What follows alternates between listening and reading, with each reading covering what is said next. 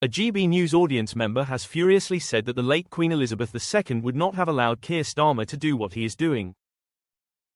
During commemorations marking 8 decades since VJ, Victory over Japan, Day, a veteran spoke to GB News host Patrick Christys during a live broadcast.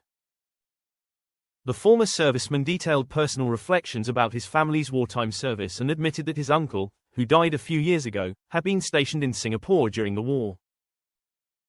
He then went on to describe his admiration for the late Queen Elizabeth II, under whom he had served. He argued that if the monarch was still alive, she would have stopped Prime Minister Keir Starmer from going ahead with his current policies. In an explosive rant, he issued a stark warning about immigration policies, saying, "We have escalating problems about to hit this country, and he, Keir, is allowing people, unsupervised, to come into this country."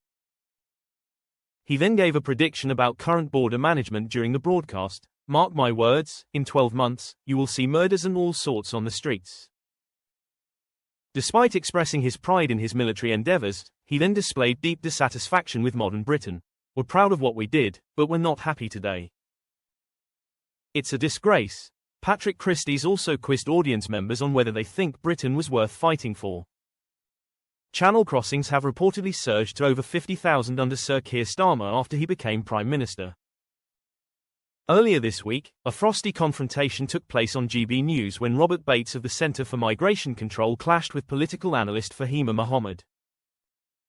The pair entered a fiery row over immigration figures and whether channel crossings constitute criminal activity. GB News host Martin Daubney at one point had to step in during the debate as the conversation intensified. During the chat, Bates argued that individuals arriving via small boats were breaking the law. Ms. Mohammed strongly contested this and said, "You are just assuming they are criminals." She then added that many crossing the English Channel were legitimate asylum seekers rather than economic migrants.